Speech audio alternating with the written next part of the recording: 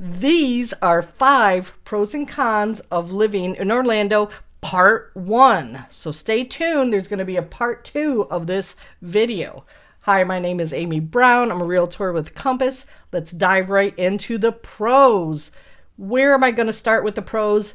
It's required. I have no choice but to start with the theme parks in Orlando because you will always have something to do.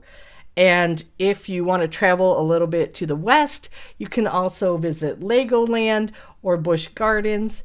And as an extra bonus, if you're like me and you're a little bit frugal, like to save money, you can get a Florida resident annual pass to the major parks.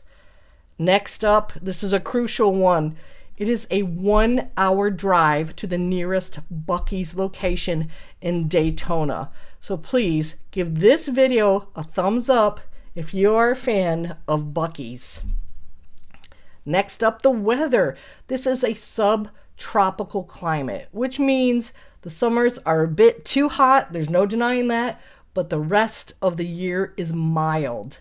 You are able to enjoy outdoor activities year-round, which is very different from where I grew up in Michigan. Next up, the beaches. You have to talk about beaches if you're talking about Florida. 45 minutes to the east, you can be at Cocoa Beach, Daytona Beach, New Smyrna Beach. I grew up visiting New Smyrna Beach with my Aunt Pat. I hope she's watching. She may not be, I'm not sure. And 1.5 hour drive to your west, you are in Clearwater, which wins award after award for the best beach in the world. That's right, in the world, not just Florida. It's blue water, there's no waves, you can see the bottom, and it's a day trip. It is a day trip from Orlando. Water sports. All over Central Florida, you will find lakes, springs, rivers. There's so much natural beauty. There are so many great public parks. If you like fishing, wakeboarding, water skiing, snorkeling, tubing, you name it, there are water sports for you. Now, no place is perfect. Orlando is not perfect, so I need to get into the cons.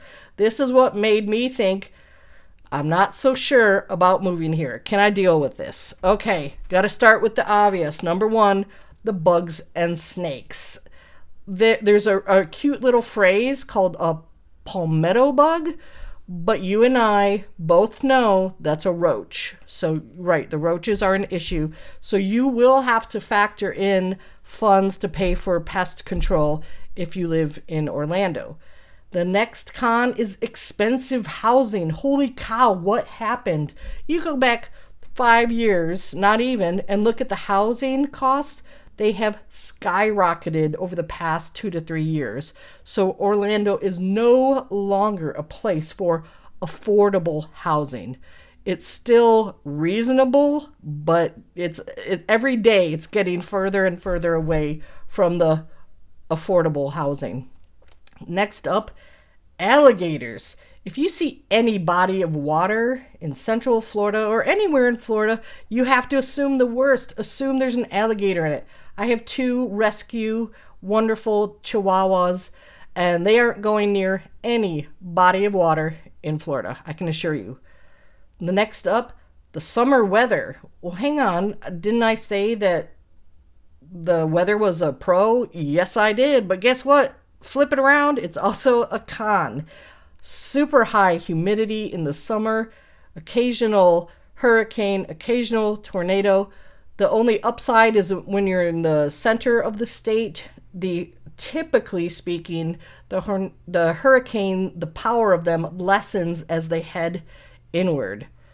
Next up, traffic. You have a very large population of year-round visitors in Orlando. Everybody wants to live there.